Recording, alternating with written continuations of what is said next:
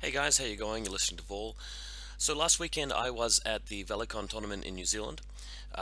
Just have a little look at the map. I live in Auckland, so that is the city here in New Zealand, and Wellington is down here. That's the tournament that I was playing at. Meanwhile, by the way, same weekend over here in Australia was CanCon. So a lot of you guys who go to the forums might see a lot of the bat reps and on Facebook. That event was happening at the same time, so it was a little bit of a clash. But we still went down. Wellington has a little bit of an Infinity scene, not so much as active as ours. They still have a lot of players that really stick to the other games like War Machine and 40K. They even had a big Age of Sigmar event, which actually caught us by surprise. So went down to that. Um, now I have been to a lot of tournaments in my last 10 years, if you include Warhammer and War Machine, even a little bit of 40K. And after you've been to like more than 100 tournaments, even though after every single tournament everybody says, yeah, look, had a great time, it was awesome, you start to develop certain expectations, and sometimes you rate tournaments better than others. This one, I think, had a couple of disappointments. I think one of them was definitely the fact that we were sharing players with other systems and with CanCon. One of the better Wellingtonian guys was actually at CanCon playing against the Australians. That was Chris Ford. So we didn't have him here at our event, and also some of the people who normally played at Wellington were in other systems. So unfortunately, what that meant is that there were five of us coming down from Auckland, and these are five people who regularly play each other like all the time in their own gaming group, and only two people from the Wellingtonian meta deciding to participate in this event, plus the tournament organizer who just played a bye round. Now, it was a 2 day event, and actually my first Infinity 2 day event, which I was really looking forward to, but unfortunately what it meant was that with eight of us and one effective buy round, it just had to turn into a round robin, so one person basically plays another six players, so you play everybody but one person that weekend. I guess one of the biggest drawbacks of that is that if you're one of the weaker players, you have to play all of the stronger players. So we had a situation where the two people from Wellington who don't really play as much as us and don't read the forums as much as us and don't really study the game and have as much experience, they basically just had to play game after game after game after game of being stomped, effectively. I mean, there's no other way to put it, because the system is a round robin. I mean, normally in a tournament, let's say there's 20 or 30 people there, if you're losing your games, you're not doing so well, you slowly get ranked, paired up against other people who are also sort of having a tough time and also, struggling with the game at a competitive level. So that was a bit of a disappointment. I guess the other side of it too is that for those of us who were competing and really trying to sort of get the better of each other, although we're winning games, like our opponents who we're trying to compete with are also stomping the lower players and not really getting paired up with higher players like in a normal tournament. So it wasn't really the normal kind of competition that we were hoping for. But we did have a good time down there, and it was great to sort of see a lot of other people coming over and seeing our system being played. Infinity often has a small meta, and that's a bit unfortunate. But otherwise, we have an opportunity to expand it and grow it. Here's a photo of me playing against my buddy Jed in the first round. This is Jed over here. He's sometimes known as What Is Tactics on the forums. And this is Isaac, also known as Hexa on the forums, who plays me every Sunday with his Pano. We've got Dave there with his Nomads. He's a Wellingtonian player. And you've got the Admiral in the background. In fact, I'll flip over the next image where you can actually see. I'll just get my mug out of the way here. So these are the Wellingtonian guys here, and we've got Admiral JCJF over here, and our friend Matt who plays Ariadna, and a little bit of a look at the tables. Before I jump into the actual games, what I'm going to do is just pull up my lists and talk about the format of the event. So if we go over here, let's click out of this Infinity Tournament System. So this event was a really strange event in the sense that it was split into 2 days with the format. Hang on, I'm going to sneeze. Oh, no, it's gone. All right. So the first day is direct action. So we're playing, if I can blow this up a little bit, So we've got Annihilation, Frontline, and Supremacy day one, and then second day you're playing Supplies, Cold Sleep, and Engineering decks. So the idea is the first day is more about destroying enemy models and controlling area, whereas day two is more about button pressing. And also we were allowed to take a different sub-faction for each day, not a different faction completely. So what that means is that you can't play Yuching day one, Pan-Oceania day two, but you can play Japanese Sectorial Army day one and Imperial Service day two, or NCA day one and Contasimento day two. So that was quite interesting. And also you were allowed to take two lists for each day, so most of us came along with four lists. So to solve that problem, to tackle that, what I decided to do was to take the Japanese Sectorial Army the first day and standard vanilla Yuching the second day. So we'll have a little look at my lists now. Why did I choose JSA for day one? Well, first of all, I really like the idea of having Shinobu as the lieutenant. Shinobu does a lot of work in those sort of scenarios because when it's Annihilation, she is easily able to find something worth more points than her and destroy it, and then your opponent kills her, but you've traded up. In Frontline, it's easier for her to sneak into that like the correct zone at the end of the game if you're going second than it is for other troopers to do that. And having the lieutenant's order allows you to get into position better. Same with Supremacy. It's the same as Frontline, where you're trying to get into that part of the table where you score the points and dominate. So that was one reason. I also like the fact that Yojimbo is a little bit more reliable with his smoke grenades and smoke grenade launcher than the basic Shaolin monks are. Not by much, but at least he's got the grenade launcher and slightly higher fizz. So I like his defensive ability too with the crazy koalas. You've still got the button pushing ninja, so that's always going to be there, and you've got enough robots in Kaisotsu to make the list pretty efficient with orders. My other list actually was not played, although I really like it. It was the Mushashi list. So second list actually had Asuka Kizaragi as the lieutenant, bit faster with the bike to get around, featured Yojimbo as usual, Miyamoto Mushashi.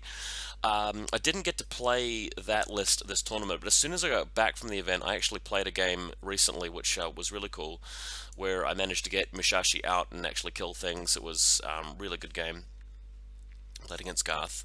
So there's Yojimbo, and I think the Mushashi moment is somewhere along here. I've lost track of it, but he really carved up. I'll cover that rep at a later time. But coming back to the lists, so my main list had the Eureka Odalink team. That sort of writes itself. The Shinobu there, Lieutenant. We've got the robots. Rushi's mandatory. Got the Doctor for helping me to press buttons. Domaru, this was a bit of a sort of, there was the last slot in my list. So the reason I like Domaru is that he's not too expensive, and if he's just cheerleading, you haven't lost that much in terms of cost. But he has some handy tools in terms of Berserk and EM grenades, which actually crack some things that the rest of your army don't, or not as efficiently. I also do sometimes use him as a Rambo, just running across the battlefield to take out something which is more valuable than he is. And at 26 points, when you're playing Annihilation or Frontline or something like that, to kill a model that's worth 50 or more points, it's very durable with a Domaru. So that's the reason I liked him. But let's just step back a sec. You might also ask, well, why didn't I just play Imperial Service? Because they're my best faction, and they're probably the strongest faction. And maybe I should have. Like, I think maybe they give me an easier win sometimes. But I think there are a few reasons why I decided to opt out of the Imperial Services for this weekend. One reason was that I play them quite a lot.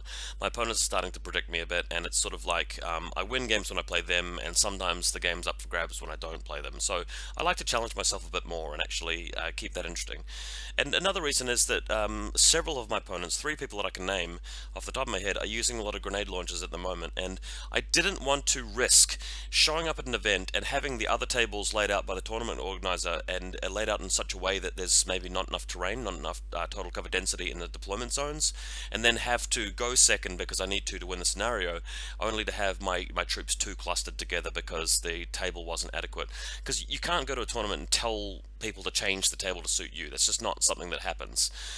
So I felt like I'd be risking that less with a bit more of a compact army, and I'm very comfortable playing Japanese at 15 regular orders plus 1 irregular, which is what I have here.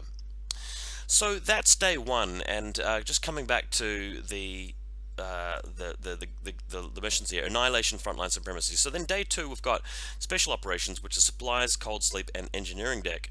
And for this I wanted some really reliable button pressing, and that's why I decided to go with the vanilla Yuching for this, because when you've got access to the Guilangs, willpower 14, that's slightly better than the ninja at pressing buttons. I've got the wrong list here. Hang on, I'm just going to close the current tab. I did crank out my second army list, but it was the first one that made the most impact. So here it is here. I'm running the Haktao Celestial Guard with Guangxi mandatory there. Got the Guilang Fort Observer, Tiger Soldier. I don't know about the Tiger Soldier. I mean, I played a lot of practice games where he does very well. But I think if the mission's purely about button pressing, if your opponent just defends, then the Tiger becomes a bit wasteful. So I think he's probably one thing I'd think about shifting out, because to do the killing, the Haktao and the Ninja, the Ruishi, I think you've got enough guns there. And you can even use the specialists as killers if you want to. If your opponent is made a mistake or something like that, or if you get lucky, the Tiger Soldier can really run away with the game though, so I do respect him. Second group, Ninja as usual, Doctor. The Kaisotsu Hacker's a bit cheaper, and you only need him really for putting out supportware programs. This is a 3-hacker list, so I'm taking the Guilang Hacker, and this is the one model that I felt was the contentious one, the model that the list didn't necessarily need. That and the Tiger Soldier. So those two models, those two slots, I spent a bit of time fiddling around with that. I tried putting together a list that had 2 Ninja Killer Hackers, one in each group, and I think that would have played very well as well. I also looked at expanding the Haktao to a Guija, but I really don't think that the Guija is better, even if the Haktao is the same points. Yeah, the Guilang Hacker, the thing is, Assault Hackers are hit and miss. There's a lot of games where they're not going to get value, and they become so vulnerable to killer hackers. But I thought I'd take one just because it'd give me the chance to ARO against tags and bots and slow my opponent down if they were going to make that play. But having thought about it more, that situation was less likely to come up than it was to really benefit me. So if I was to rewrite this list, I'd just change that to a Fort Observer, or put another ninja in, or just upgrade something else in the list, or even take a few more orders, more cheerleaders. Shell and monks, of course, mandatory there. So we'll talk about a bit more about the lists as the games get played, but the idea here is that this is a list that's very comfortable just waiting until the end of the game. You've got models in marker state. In fact, there are 4 of them, and the Tiger Soldier can come in later, and the stuff that is out in the field to die isn't very expensive. So if you're playing a waiting game and just waiting for that, last turn to come around where you can score for cold sleep and engineering deck, you can do it. And with supplies, you've got 3 infiltrating specialists to grab the caches straight away, and that was the strategy and the plan. Okay, finally time to get back some photos. So game 1 up against my buddy Jed, and he's playing Toha. So I've cranked out my Shinobi list for this one, and this is Annihilation, remember. So I've actually managed to win the roll, and I've gone for first turn. And we've got a scene here where I'm setting up the Kaisotsu, also the 3 orange Kemomokas are the mines. You've got the Raiden mine layer, Yuriko mine layer, and the other Kaisotsu link team are in the middle of the building. So you sort of see a shot here where there's a door and there's models actually physically inside that one. Midfield, we have basically the free range Kaisotsu not in the link team. We've got all the robots, your Jimbo there. That's this model here is actually a mine, and the Doctor hanging out towards the side. Over this bit, we've got the Dumaru. This is the extreme right-hand side of the table, along with the Doctor and the HVT out in the center. Then my opponent, he was running quite an interesting list, which I actually quite respected. He's running the Sukiel Commando with the missile launcher, and being in a triad means that he can fire 2 missiles in the reactive turn. He's Ballistical 13 with Mimetism, so he's quite a tough nut to crack. But to make matters even worse, he's making a lot of use of those symbiomates. This is the Toha rule that allows you to just choose to ignore the damage from a face-to-face roll as a once-off. This is actually quite a powerful rule, and some people are complaining about it at the moment. I don't think that it's too powerful, but it is a bit frustrating to play against. The thing about it that makes it so strong is that the Toha player can wait until he or she loses the face-to-face roll and then play the the card that says get out of jail free. It'd be a bit different if they had to commit to the symbiote jumping in front of their face before the dice were rolled, because it means that you really just are forced to use it as soon as you're in trouble. Whereas with the way the current rule is, you can simply wait until you're unlucky enough to lose the face-to-face roll, and that may not happen in the first couple of attempts. So when your opponent is actually trying to take out a missile launcher, they're going to get through your 2 wounds and your symbiote armor and your symbiote mate. And when they're attacking a missile launcher, even if they've got superior odds, as soon as they have one unlucky face-to-face roll, the missile is going to destroy them. So I think it's a strong tactic. He's also got another little package here, same tactic here, but with a Gale Rail and the sniper rifle with an MSV with a symbiote mate there. He's actually using custom-made little bits and pieces to represent the symbiote mates. But this is his plan, storing the models on the buildings and effectively waiting for me to lose the firefights, and he'll be up on points. Then, as his reserve, he's putting down the team with their pseudo symbiote beasts with the pulsars, and that is in response to me bringing out Shinobu as the reserve. So, having a look at my side now, with me taking the first turn, I noticed that he'd made a deployment error. He'd put his triads too tightly clumped together next to the Sukiel and the Gale Rail. So I decided to stand up with the Kaisotsu, and that allowed me to fire 2 separate bullets, 2 separate missiles, I should say, at each target. Now that puts me at a disadvantage in the face-to-face roll, because the Gale Rail gets to shoot back at me with 2 dice, and the Sukiel shoots back at me with 1 dice because of the forest saturation zone. But it means that if the Kaisotsu wins, actually passes either of the rolls in terms of the BS check, the template gets put down on the other models in the triad teams. So what ended up happening there is that the Kaisotsu did pass the template roll on the group that included the Sukiel and destroyed the 2 buddies, but not the Sukiel because he used the symbiote mate, of course. The Gale Rail unfortunately didn't pass the roll, so the Gale Rail destroys me. So the Kaisotsu dies, but he picks up 2 models which are more expensive than him, and it reduced the Sukiel to just one roll for the rest of the game. So that could have gone either way, really. I could have picked up even more damage with that if I'd won the roll against the Gale Rail, but I was not favoured to do that with 1 dice versus 2. So then we've got Yujimbo moving carefully through the city streets, and what he's trying to do is he's trying to use his contender at long range to destroy this symbiote beast over here.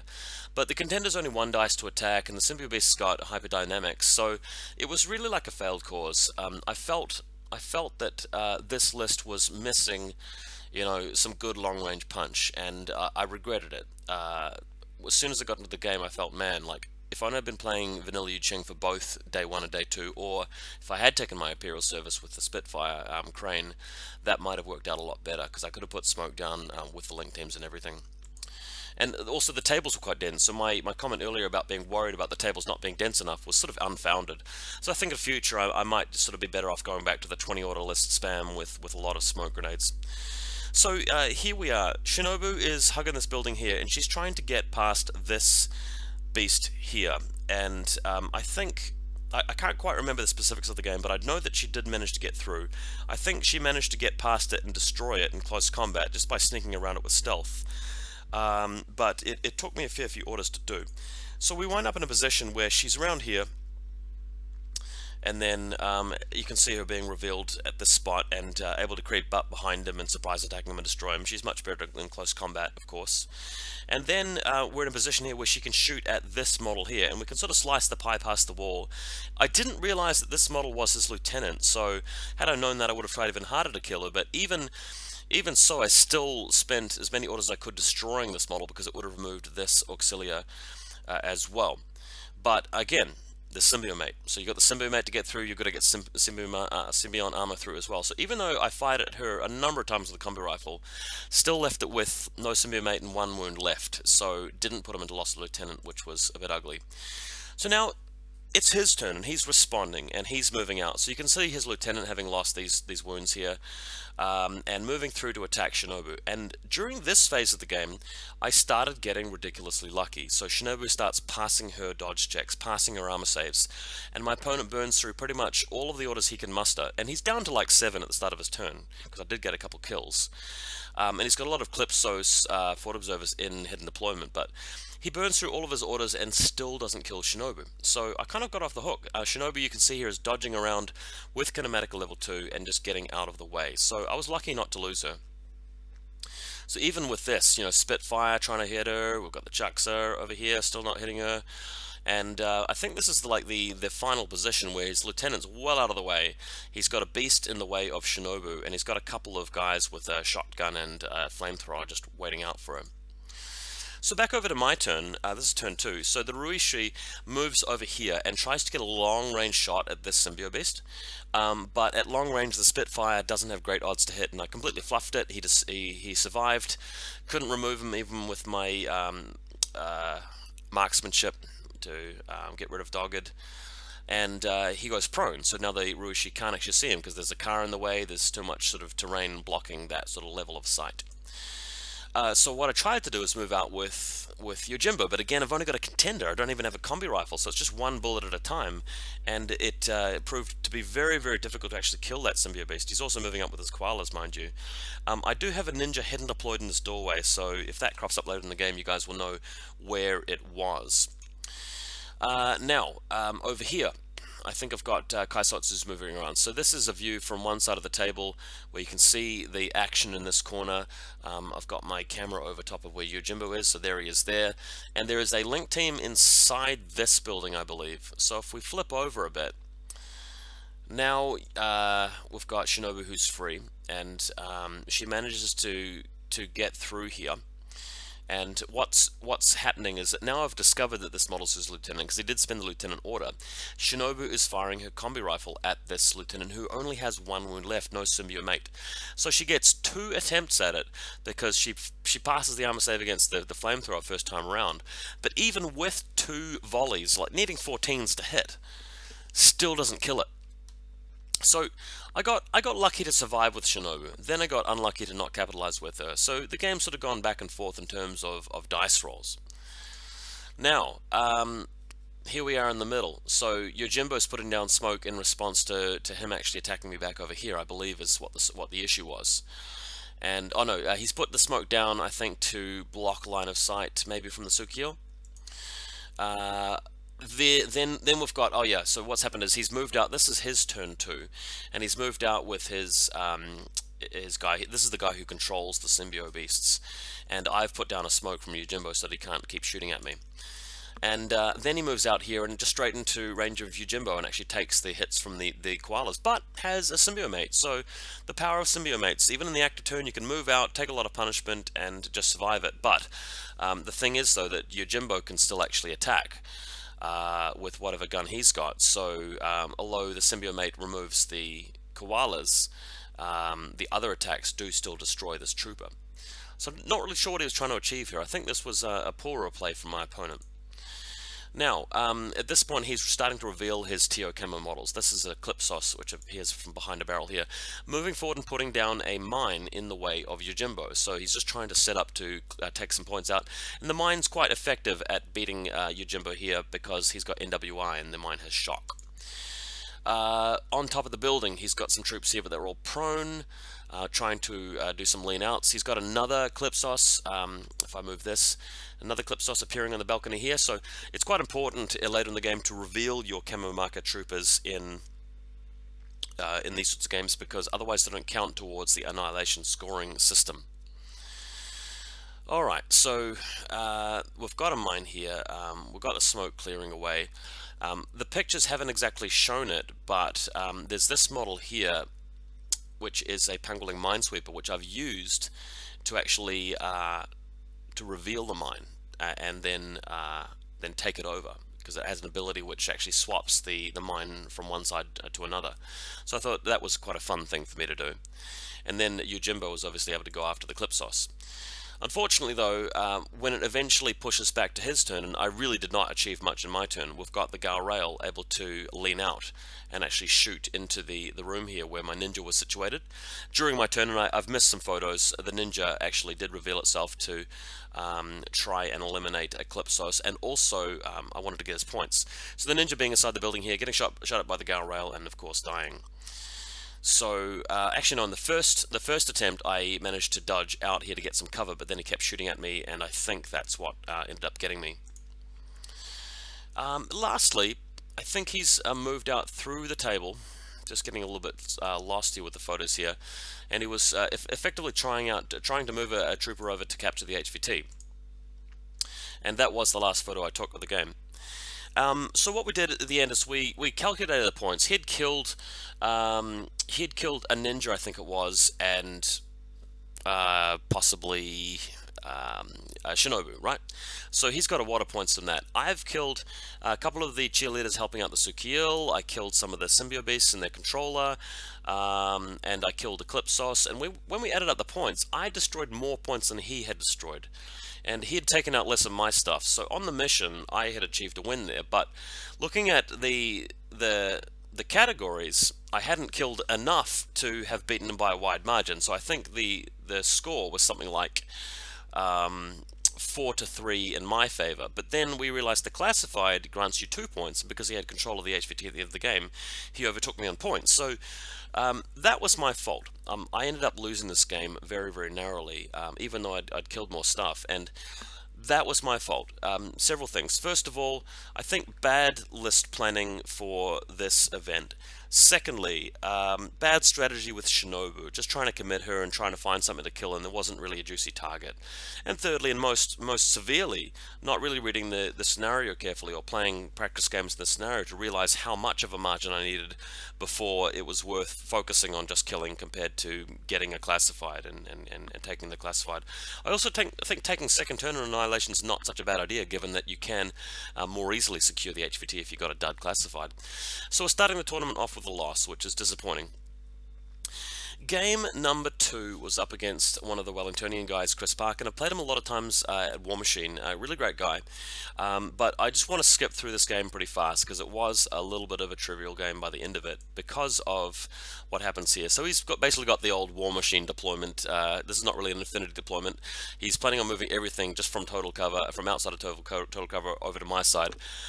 Wouldn't recommend this because if you do this and your opponent has a reserve trooper that happens to have a missile launcher or is in hidden deployment, they can really punish this very hard, so don't do this, guys. But as he moves his troops up towards my side of the table, he's going to pack all of his guys here right in front of Shinobu, and this is the same JSA list as the last game, right? So he's got everybody packed in behind this building, like 7 different models, and what happens here is Shinobu puts the smoke cloud down, and the Rushi walks over to it, and suddenly every time the Rushi activates, well, spend a short skill. I'm going to idle. My opponent, okay, do you have Sixth Sense level 1 or 2? No, you don't. Okay, well, you have to choose a reset or a change facing. Alright, well, you've used your arrow now, so I'm going to actually shoot you, and you couldn't see me before, but you can see me in the second short skill, but you wasted your arrow, so my guys shoot you. Now, I explained to him that this is really a dumb part of Infinity, and it is stupid. There's a whole rules thread on the forums, several of them in fact, where people are debating this, and it's not a debate about whether you can do it. Like, mechanically the rules are very clear. It's just about whether this should be in the game. A lot of us think that if you move a model into a smoke cloud and your opponent can't see it but they're in zone of control, they should be able to delay, just as if you're a marker. That would allow your flamethrowers and things to actually be effective here. But as you can see, Makul dead, all of his troops just killed, like slaughtered, and he has no chance to even like shoot back. It's only a dodge roll at -3. It's kind of disgusting, and I had to explain this to him and apologize to him because he's a new player and he didn't even realize that was coming. With that having happened, the rest of the game pretty trivial. Matter of moving your Jimbo and Shinobu into the right zones. This is frontline, so just a matter of just pushing the guys into the zones and making sure I don't put them into lost lieutenant or retreat. That is, sorry, is what I meant, because I didn't want the game to end. He did his best to kill 1 or 2 models, but that's really all it was. I love the paint job on his army, by the way. Really nice scheme for the Toha. But we're just going to move on from this game because it was really a bit of a dud. So, game number 3 up against my buddy Isaac, who I play almost every single week on a Sunday. You've seen many bat reps with him before, and this time it is Supremacy. And luckily, I am going second, so winning should be a lot easier. So, I've deployed all of my troops here at the back. I've got some buildings, and he's currently putting a Montesa Knight as an AD trooper in the middle. Now, we've played against this before. The grenade launcher can be kind of scary. This is again the same Japanese sectorial army list, so I don't have my Guangxi this time, but I still have some pretty good tools. Got the Damara on the right here. Most of the troopers and link team are inside this big brown building. I've got Shinobu as my reserve trooper, and Shinobu's already in my right-hand side flank quadrant, so she's going to be locking down the fort there and hopefully seeing opportunities to move out to his zone. So the beauty of Shinobu there is that she forces him to make sure that he's always got more than like 50 points in his zone. Otherwise, she can simply walk over there in marker state and control it, which is very, very powerful. In his side of the table, he's got a bulleteer back here, a bounty hunter sniper, pretty standard stuff. I'll just move this out of the way. Some cheerleaders back here, so we'll encounter them a little bit later. So here's this Montesa Knight, about to move out and do some Rambo stuff. In my table, you can see the silhouette here. I've got the Kaisotsu missile launcher in the building, but he's prone. I don't want to use him as an arrow because then this HMG would just cut me to pieces too quickly. But we've got Yuriko and we've got the Rushi, and this becomes the first target for his grenade. He just moves out there and just tries to blast them straight away, and does manage it. We've got the Knight over here, and a juicy target of Yuriko and the Rushi right here. Yuriko's the only thing that can actually repair the Rushi if it dies, and he does move over and blasts them both, so that's pretty ugly. Then when he gets a bit closer, we've got a mine here, so he moves up and the mine goes off, and he's an Arbor Knight, so he does manage to survive that. He's got 2 wounds. But as he gets a bit closer and starts killing more stuff, we realize, or I should say I realize, that I've actually got a hacker on the top of the building. So there is a Kaisotsu which can now declare a gotcha. And I am fortunate enough that the gotcha actually does manage to immobilize the Knight. But not after he's killed Yuriko and the robot and the Kempaitai, which was pretty powerful. There's even another mine over here which goes off. He luckily doesn't manage to destroy the helper bot, which is situated at this point here. And so then he goes off and gets immobilized. So that was pretty fun. Here's the hacker at the top of the building and the Knight at the bottom, so you can sort of see what's going on there. So then, it's just a matter of him moving into the zones, because he has to, right? He's playing first, which is a big disadvantage in this scenario. So we've got the auxiliary team moving out, we've got the Krakot moving out, just into his zone there, and on the other side he's got his bulleteer and people going to suppression fire and the other auxiliaries. Bit of a blurry photo, but there's a NIS HMG in the middle of the street behind that orange car. So on my follow-up turn, I can now try and go after this guy here who's wounded. So Yojimbo moves inside the smoke, then realizes that he can't really come out too far because there's an SHMG out in the street, so that was a bit of a wasted move. But hey, he's got an irregular order, so he can easily just walk back again with his koalas. What I decided to do instead was move the Kempaitai out to this spot, who's in a 4-man link team at this point. And what we decided to do there is just push him around the corner and hit this guy with a shotgun. Before I attempted that, the doctor with its helper bot moved out to try and heal Yuriko, but failed the whip check, and we realized Yuriko does not have a Q, so I can't spend orders to reroll. The plan was to actually get Yuriko up and running, reform the link, and get the Ruishi up and running as well, and then put the smoke down from Yojimbo, and then just shoot the Knight, just in the same way I did last game with the change-facing shenanigans in the cloud. Anyway, the job fell to a good old shotgun here, Kempaitai, and he does manage to beat the Knight and destroy it. Elsewhere, we've got a ninja revealing, and the plan from the ninja is to destroy this auxilia here, and that way we should be okay to actually contest his zone, because the ninja's worth 29 points. I realized in horror that his auxilia is worth 15 and his Krakot's worth 15, so I'm 1 point shy of actually dominating his zone. If you guys can imagine the big supremacy grid, in the two quadrants closest to me, I've got Shinobu on my right hand side, and I've now got like Yojimbo on the left hand side. So that's like 2 zones controlled. He's got his 2 zones, but the picture we're looking at right now shows one of his ones. So the ninja, if it can somehow manage to kill that auxilia, can actually control the zone. So what I decided to do is pop out, try and fire the pistols at this auxilia, and then pop back during the same order so that the Krakot can't see me, because there's a bit of blockage here. The line of sight is blocked to the Krakot. So with the ninja being revealed, I attack the auxilia, but he survives. and then it goes prone, fails the guts check. And that unfortunately means that if the ninja does it again, there's this little alleyway here where the Krakok can shoot its chest mines when I come around the corner. So I tried a rather desperate move here, which was to stand up with one of my Kaisotsus in this building and fire my long-range combi rifle at this Auxilia over here. This sacrifices the Kaisotsu because there's a sniper and an HMG further down the street. So the Kaisotsu does die, but rolling the dice against the Auxilia does luckily manage to destroy him. I've got to shout out my opponent here, who was very honest with the state of the play. I rolled the dice in the Kaisotsu and missed, and then he pointed out to me that he'd actually taken the incorrect position with the failed guts check in the previous turn. He admitted to me that realistically he'd have had to have actually moved the Auxilia into total cover or partial cover if that option had been available to him, and now that we corrected the movement, the Kaisotsu actually got a bead to that model without having to go through cover, so I rolled a crit instead of missing. So kudos to my opponent for being honest about that. That was really generous of him. So it does mean that the first game round ends with 2 victory points to me, or objective points I should say, to his 0, which gives me a big leg up in this game, a big advantage. So moving on as well, Damaru tries to set him up behind this building to actually make a push later in the game, but walks past an alleyway where there's a Hexa sniper, gets shot, and then dies. So there is a Hexa here, and you can see that the Damaru's tried to move past this alleyway further over here. The sniper has just shot through and managed to get 2 wounds on him, which I thought was a bit greedy of him, but hey, didn't pass either of these saves, so there you go. Alright, so Yojimbo's back. We've got the hacker on top of the roof. It's prone. There's a Kaisotsu who's died.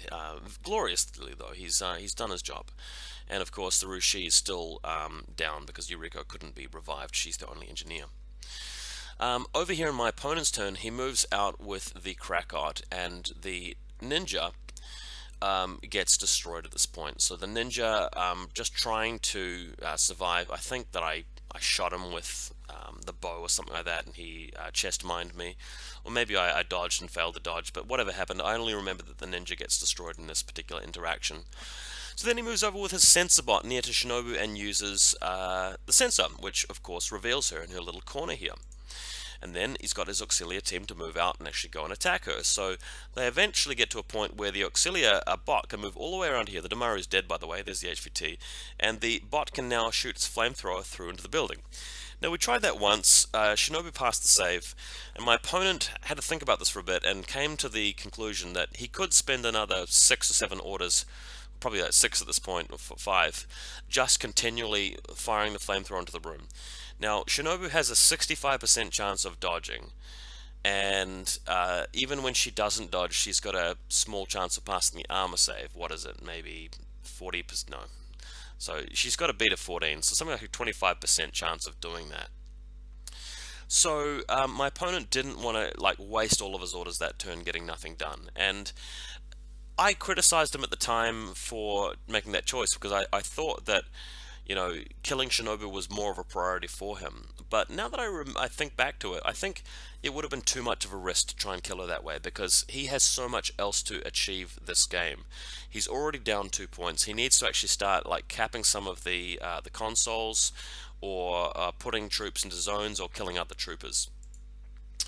So with that in mind, he's got his sniper here, he's got his HMG, just covering everything off, and he's now moving out with his Bulletier and his sensor bot and his Auxilia team just to the street, so that, you know, he's planting down plenty of points here and able to really defend the side of the board should I try to move out there and score again. And we've also got the engineer coming over here to help out the Krakot, and the engineer is able to actually go through and actually press some buttons at this point, I believe. But then it comes to my turn. So turn 2, he's just filled up the street, and we're just looking at that photo there where Shinobu's in this room. I'll move the camera. There's the dead Damaru in the corner. We've got the Auxilia bot around about here. But on this street, he's got his Auxilia controller, he's got the sensor bot and the Bulletier, but we have a Raiden on the building. So the Raiden goes to work now, just carefully slicing out ever so slightly behind that little advertisement banner and firing his missile launcher. And he had some great success. He killed the Auxilia, he killed the sensor bot, and then attacking the Bulletier, didn't quite manage it. So, in fact, I think I opted not to because of the ODD, so we can leave that to Shinobu or something else. So well done to that. He also has a helper bot out here who I think was sitting there just for the purposes of potentially controlling a zone that happened to have nothing in it, or like he put it there just in case I ran out of stuff to put into my zone. But now I believe this bot, I think, is attached to the engineer, but I think it got destroyed. I can't quite remember what happened with this photo. Sorry, guys. So we do have the engineer moving around here. He's actually trying to get to this console here in the room, which is actually one of the objectives. So there he is here, going in there. We're using these little mini cars from Anticlinitus Workshop to represent the objectives in this game, and he's going to press some buttons. And here he is over on the other side of the photo, coming onto my side of the table, onto this blue one, to press the button here. And I've got nothing that can really attack him. I don't really keep any arrow pieces out here.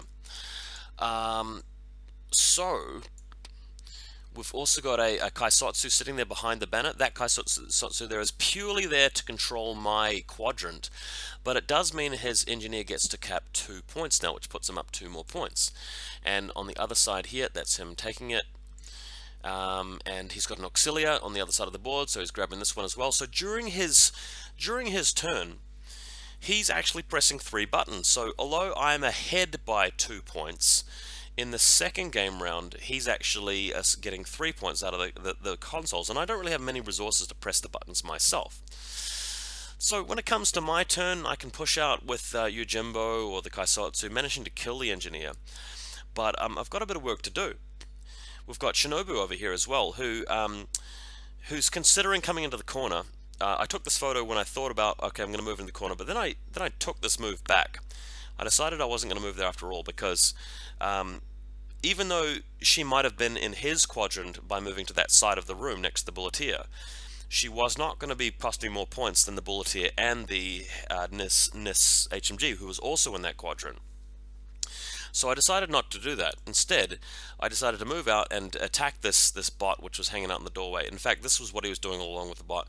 He's put his Pal bot in the doorway just to slow Shinobu down, and also use the Electropulse. I learned something about Electropulse recently. I thought that, you know, Shinobu and ninjas and things had to roll higher than a 7 or they're in trouble. Turns out that's not the case.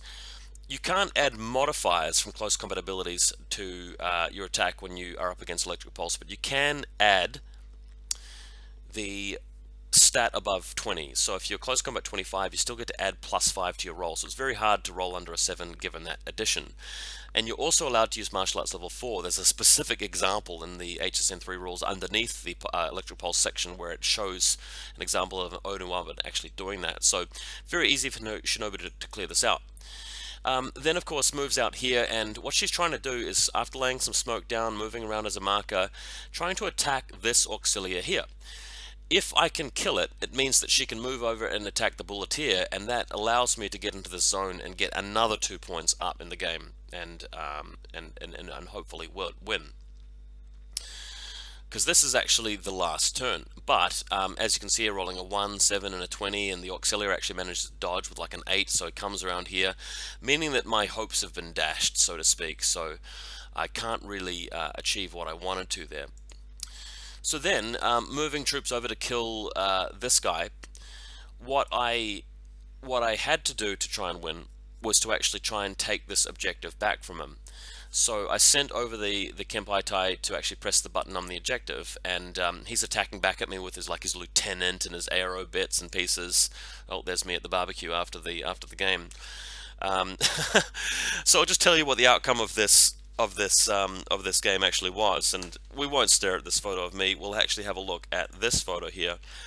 The mission says that for every console that has been captured by both player, at the end of the game you have this massive sort of face-to-face roll using all of the specialists remaining from one side and all of the specialists remaining from the other side to press the button. Now, we'd both used Intelcom this mission, so we were both able to negate the highest willpower specialist from both sides. So when the dust cleared, he had 1 specialist left and I had 2 specialists left, because I still had the Kaisotsu hacker and the doctor, and he could just negate the Kempai Tai at the end. So I had a much greater chance of beating him in the face-to-face roll, but I lost the face-to-face roll. So what it meant is that instead of actually taking that objective to my side and winning by a narrow margin, he won. But then we looked back at it and went, oh no, hang on a second. I've only captured the quadrant on my side of the board, and he's only got like one on his side of the board, and then I've got another one on my side. But then would realize that one of the quadrants that he had on his side of the board, he'd moved his troops out of it. He'd actually moved his specialist out to capture the buttons, and he'd not quite put his lieutenant in the zone. He was actually not nudging over the side of it. And I have to again commend him for being honest about that. I hadn't seen it at the time, and he actually we didn't measure anything. I didn't go and check. He just voluntarily said, oh, I'm just going to own up to this. I haven't actually put my model in the quadrant, and that gave me the win. So it was a very close win, and a very hard fought game, and I thought he played very well and was very honest about a couple of those situations there. But it turned out to be a win to JSA, but very interesting one. Alright, so let's move past the Prisma. So day 2, we've got another situation where I'm playing against one of the Wellingtonian guys, and again, we're going to skip through this game pretty quickly. This is my buddy Dave, who I met down in Wellington, and he gave me a lift to the airport, so I have to say thank you very much to him for doing that. You guys know me, I play Infinity twice a week, and I've been doing that for a year now. This is a guy who's only played like a handful of games, so he wasn't as familiar as I was with the mission, which was supplies. He didn't really know like what a lot of the models well, he knew what the rules were, but he wasn't familiar with facing some of the models that I took. So it was a one-sided game. He won the lieutenant role and opted for second, which is a mistake in this mission. You need to go first to have the first opportunity to capture the supplies.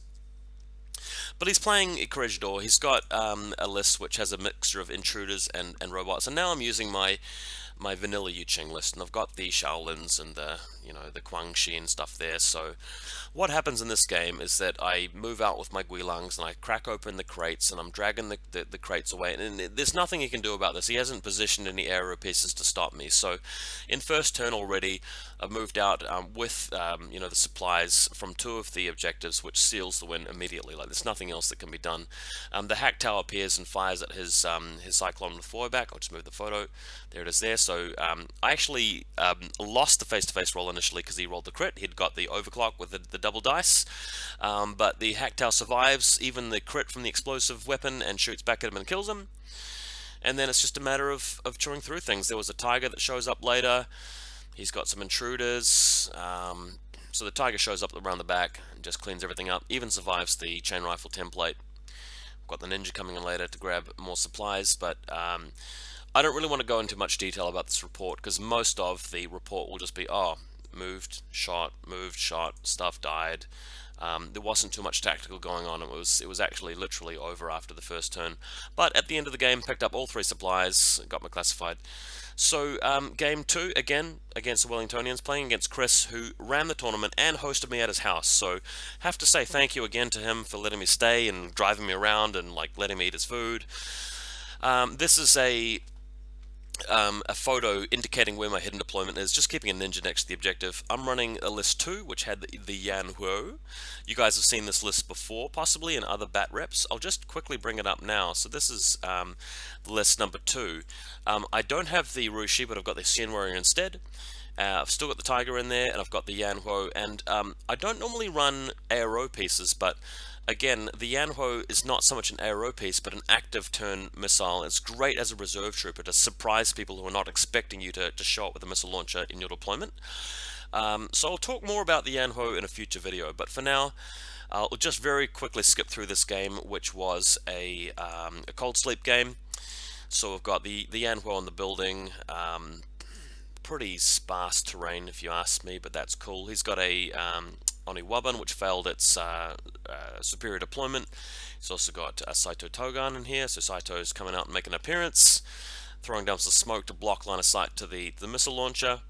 What ends up happening though is he's got a missile launcher Kaisotsu and a HMG Kaisotsu in a link team, but they he has a missile launcher and a heavy machine gun Kaisotsu, but they are not in a link team, so they weren't as effective individually. And then you've got ninjas and Musashi running around the table getting hit by the missiles. And eventually Saito getting killed. So he managed to survive the Guangxi, luckily, but eventually I think it was the Xian Warrior that moved out and killed him. Just clicking through the photos, we've got a tiger showing up, killing Musashi. But I mean, as you can appreciate, with this being a little bit of a mismatch in terms of game experience, it just ended up coming down to me having the second turn and just jumping onto on the scenario at the end of the game. We did have quite a fun moment at one point where the Xian warrior has to be got destroyed and had to be revived by the doctor, and then one of the Shaolin monks moves out and actually has a close combat with the ninja. I thought this was really funny. Um, you know, you've got two sort of countries, you've got Japan, you've got China, you've got the martial arts fighting styles, and very rarely do you see this sort of coming together of the ninja versus the Shaolin, who are almost equally matched in close combat. The ninja only has a very slight edge, and we both rolled a crit when this happened, and neither of us died. So you can just imagine this martial arts movie with the monk sort of parrying all the ninja blows. But yeah, just game ends with me jumping on the objectives, killing his guys. Simple as that, really. Very easy to kill, you know, ninjas when you have a Xian warrior with an HMG. So the last game was against my buddy Jason, also known as the Admiral JCJF. Um, JCJ, yeah, I always forget his initials. Anyway, this is the last game on Engineering Deck, and I was fortunate enough to win the Lieutenant role, very, very important, and opted to go second, a big advantage in this game. This is the photo that I took at the start of the game, indicating the hidden deployment of my Hack Tau, and this is the hidden deployment of my Ninja, very close by. Plan is to sort of move the Ninja out to actually kill his hackers, or just to move into the room at the end of the game and press the button. There we are there. Okay, so here's the battlefield. I'm deployed here, and we've got, I think, the lieutenants in the room. We've got the Guangxi scattered around the table, models and hidden deployment. There's a Guilang Fort Observer here on this side, and a Guilang Assault Hacker on this side. And you can see the state of the game. There's the objective room in the middle, and then there's these blue objective markers 1, 2, 3, and 4. So this is my left-hand corner. We've got the Shaolins hanging out back here. I'm going to put down the Rushi as a reserve model there in a second. Here are the other troops. So first turn. No, this is the Guilang, just a picture of that. Okay, so just deployment picture. So there's the Rushi as the reserve model there. Onto his side. So he's got a Locust Assault Hacker. He's got his Pathfinder Dronbot up here. And we've also got, moving out at this point, we've got the Pathfinder, we've got the Assault Hacker moving here, we've got the Diva Spitfire. So he's starting his turn by doing a lot of coordinated orders, moving out into the middle of the table. On the other side, we've got his Bulleteer Spitfire, right here. So, true to form, just moving right out here, capturing the first console with the Pathfinder, luckily. And then this is the Assault Hacker moving next to this piece of scenery near to my side of the table after opening the room, and of course finishing up by putting everything in suppression fire. So here's the Pathfinder here, here's the Diva here. So he's basically picked 4 models. He's got the Diva Spitfire, Pathfinder, and Assault Hacker, and the Spitfire, right, the Bulleteer. And the last order of that order group was to just put everything in suppression fire, right? Coordinate that. Before that happens, excuse me, he's revealed the Guilang with the Pathfinder, just using sensor.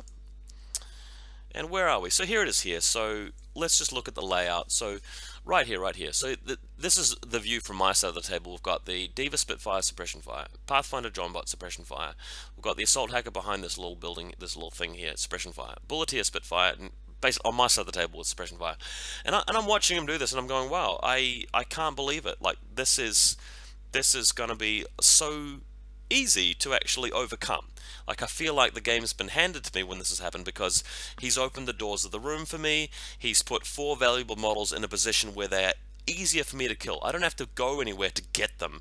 And the thinking is perhaps that I've got to get through the suppression fire, but it's actually not that hard. I mean, if you consider just the pure probabilities of actually beating these with the tools you want to use, it's not that hard. Bear in mind also, I've got my entire army, hasn't killed anything yet, so I can just select the model in my list that is the hard counter to his model. And as soon as he declares the suppression fire, the Hack Tau comes out of hidden deployment, AROs against the Pathfinder Dronbot, and kills it for free. No need to roll against the suppression fire. The Guilang Assault Hacker uses a blackout on the Spitfire to prevent it from using its repeater. I failed that roll, unluckily, and I shouldn't have revealed the Guilang at that point. But still, it was exactly what I was hoping for. So there's the Guilang here, popping out of. The reason why that was a mistake is he still had a couple of orders left in Group 2, and I didn't know, but I suspect that he had a Hexa killer hacker which could have actually hacked me back, which is what he should have done but didn't think to do at that moment.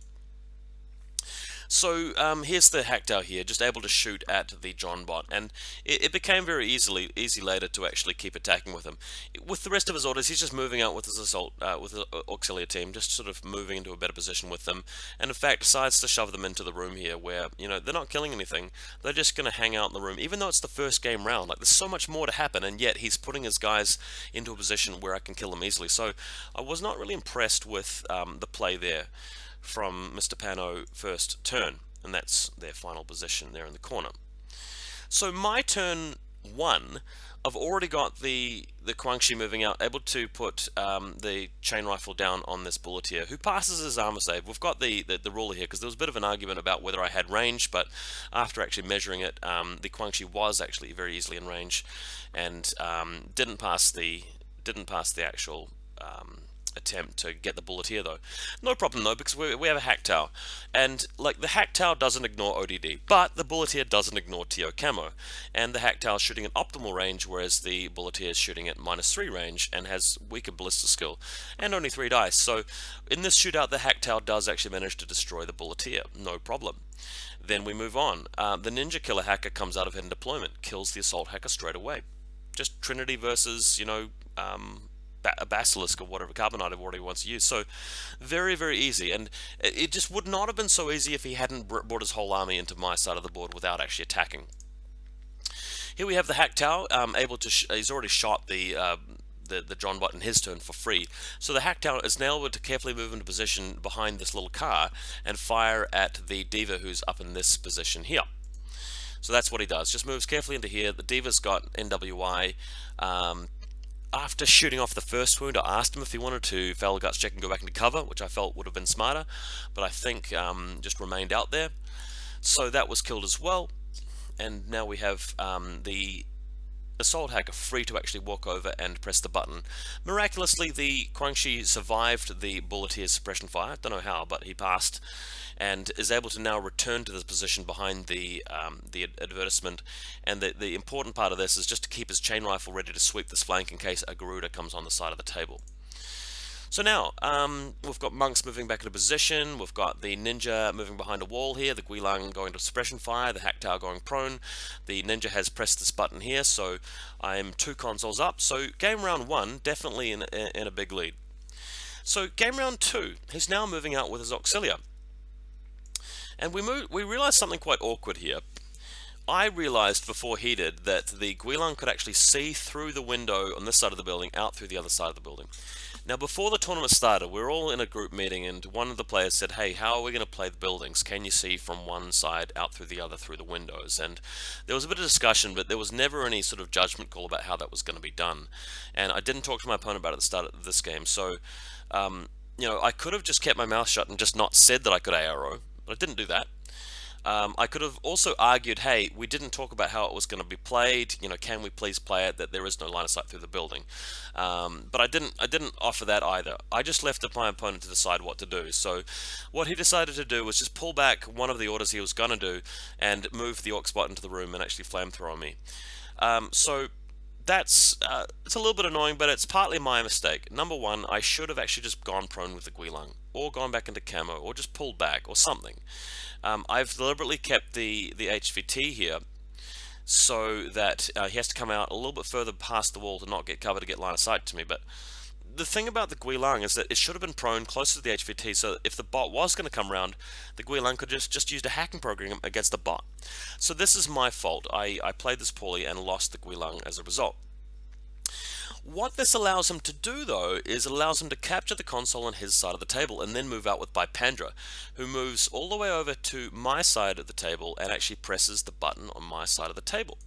So this means that this objective over here is controlled by him. So I'm now going to be going into game round 2 with one objective on my side, and he's got 3 of them. So that is actually quite a good move here by my opponent, and I think credit where credit's due. I mean, I've been criticizing his play in the first game round. I'm now going to go back on that and actually praise his play in game 2, because he's identified a very good opportunity there. He could have been moving troops to try and attack me and kill models, but this plays better because he's seen that I've lost the Guilang. It'll be hard for me to move my button presses to go and take this back. So in my last 2 turns, I'm going to have more work to do, a greater chance of failing dice rolls, and I'm going to have to get through more arrows to get there. He's got his missile launcher covering off a field along the side of this building. So that's actually brought his position back up to where I was. By Pandra moving into the room, again, suppression fire, not really sure why, but suppression fire. So game round 2, I decided to use the Celestial Guard in my deployment zone to fire a smoke template where this little red counter is. So the smoke template is around here, allowing the ninja to move in, ignore the suppression fire effectively, and kill by Pandra. Then, after killing her, he's able to take a risk and actually move over to attack the robot. As I said, you don't need to roll above a 7, you need to roll above a 4, or in fact a 4 is a draw. So it's a bit easy to kill the bot, although I was taking a risk, so the ninja does kill the robot. Then, moving through with the Guangxi, and spending a lot of orders here, the ninja was in group 2, and the Guangxi in group 1, and managed to come over and kill this little link team. So I'm controlling the room, but he still has another turn, and he has got the middle button, so I haven't pressed this button in the middle yet. I didn't want to press it because it would be very easy for him to just take it back with his trooper if I hadn't killed it. So we now have a ninja appearing, sorry, not a ninja, a tiger appearing. It's done nothing all game. He's defended very well, so kudos to him for actually protecting his flanks correctly. But I want the tiger here because I want it actually adding an order to my pool in the last turn of the game, which would be the most important one, and he might be able to provide some arrows as well. Still haven't moved out with the Guilang. I'm saving him as my ace up the sleeve, ace in the hole. Also, we have the Hack Tower over this side here. So the Hack Tower will hopefully be able to move into position to kill some more of his troopers. He had a War Core earlier in the game, which I nailed as well with the Hack Tower. And the Hack Tower now comes over to this point behind this little planter and shoots at his missile launcher, which is located up here. A bit risky, you know. He's got a missile launcher, but I don't need the Hack Tower as desperately at this stage of the game. He's done his work. So the Hack Tower Blister skill 14, whereas the Fusilier needing, I think, 9s after the TO is factored in with 2 dice. So the Hack Tower does win this and kill the missile launcher. So that's going to weaken his link team for later. Right, we've got a Doctor, we've got a Rushi still there, we've got a Monk. These guys aren't playing too much of an effect in the game, but I do need to move these guys out here because I'm trying to create situations where they're going to be annoying for my opponent in his very important last turn. So in this last turn, moves out with the link team. It's a 4-man link team now. That's his HVT over there.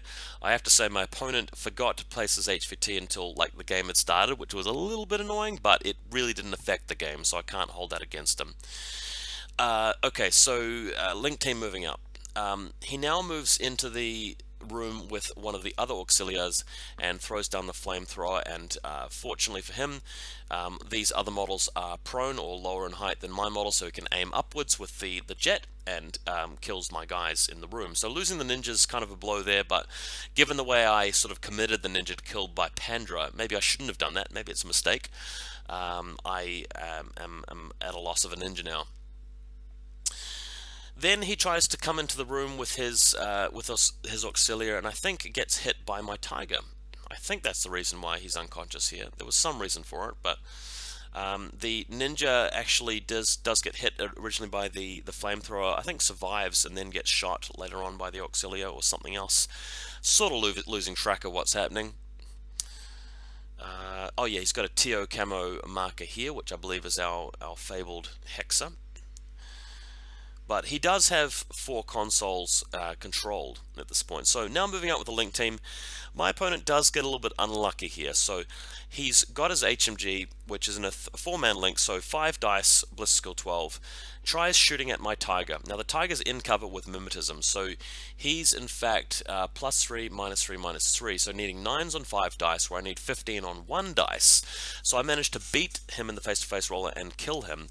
Not terribly unlucky, but it is unlucky. Like, he did actually have to get a crit or for me to roll low. or to fail the roll. So it was risky, but he had to do something, and that's basically ruined the Link team.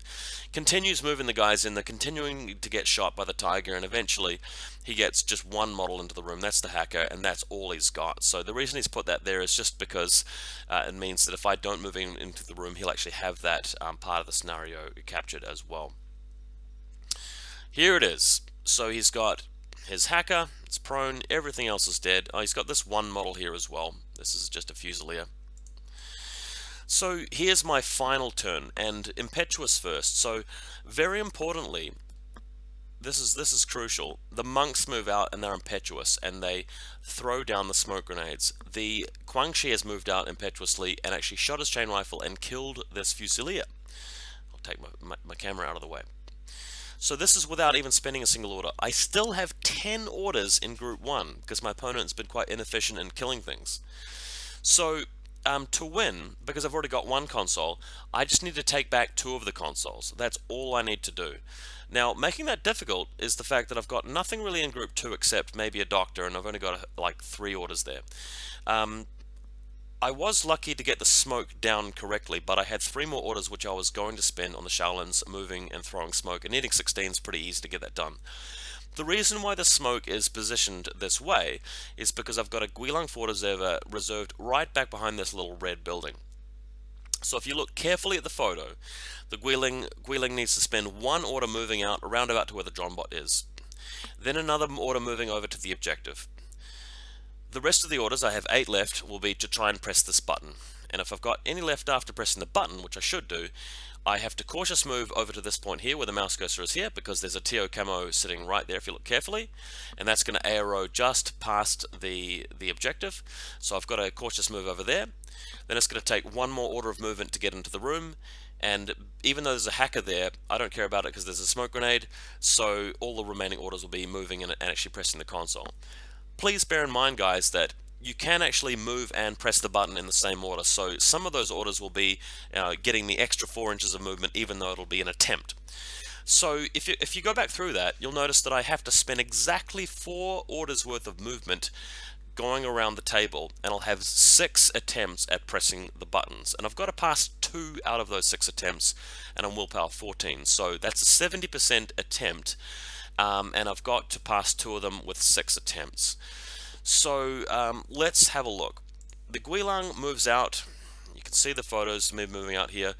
The first objective failed 3 attempts in a row, which was frustrating. Finally, with the 4th one, pressing the button successfully and getting it. So with the mandatory orders to cautious move and get into the objective room, and there's a smoke cloud here, by the way, so that we don't care about the Fusiliers. And mind you, I now have more points in the room than he does, because he's only got a hacker, whereas I've got a Guilang. So I have 2 attempts to press the button here, because I've actually used up 4 of my attempts already, and I ended up failing both of them. And that means that I lose the game rather than winning the game. So let's reflect on that. That was a little bit unlucky. I'm not sure if you guys are really good at working out the math side of it, but the chances of that happening were pretty low. But I think if there's anything to be said about that, it's important to say that when games like this include variants, and all the war games do include variants, you shouldn't just be unsurprised when this happens. I mean, it's actually not that surprising to have this happen sometimes, but you should expect, you know, these sorts of situations to crop up ever so often. So it should not be surprising. You should actually account for the fact that there are going to be some games, even though it's quite an important game, for this to occur. The next thing I want to say is that had it happened, I would have actually gone to getting 5 points for the scenario instead of him getting 5 points, and I would have had 3 for the room, so I would have won 8 points to 0, no classifieds from either player. And that would have actually given me enough points to win the tournament as well, because before the game started, me and my opponent were the 2 highest scoring players, because the guy who beat me in round 1 had lost game 2. Now after this game was decided, my opponent, who won 5-3, got a 2 victory point lead, or tournament point lead, so that only put him up level with the next highest scoring guy, and my opponent here playing Pano actually came second in the tournament, not first, because our Toha friend Jed actually had more points overall. But if you guys do the maths, if I had been at the same point that, you know, our Pano player had been at the start of the game, which I was, and had got 8 points, objective points out of that instead of the 5 that he did, that would have given me more tournament points, so I would have actually won had it not been for this dice roll. But that's okay. I got over that pretty fast. We had a bit of a laugh about it. It was pretty cool. I'm looking forward to playing again next time. I'm very happy with my play throughout the tournament. You can see the mistakes that I made. I've admitted what they were. My opponent in this game, I thought, played pretty badly at the beginning, but played better in the second part of the game and made a pretty solid effort to try and win the scenario with first turn, which is a harder thing to do than going second. And, you know, he got a little bit unlucky in losing the lieutenant role too. So that was pretty fun. Congratulations to our friend Jed, who came first with Toha. Hopefully we get a better showing next year with this event. It won't so much be cannibalized by other people wanting to play War Machine instead of Infinity. There were about 3 or 4 or 5 people at the event who were playing War Machine instead of Infinity, and look, I can't blame them for playing the system that they like and prefer. I mean, it would be the wrong thing for me to criticize them for not playing the system that I want to play and competing with me. So fair's fair. But hopefully more games coming soon. I'm looking forward to playing a lot of Combined Army, and the next event, maybe I'll play Imperial Service, or maybe I'll play the Vanilla Combined, or what have you. But I hope you guys enjoyed this tournament report. Thanks for watching, as always.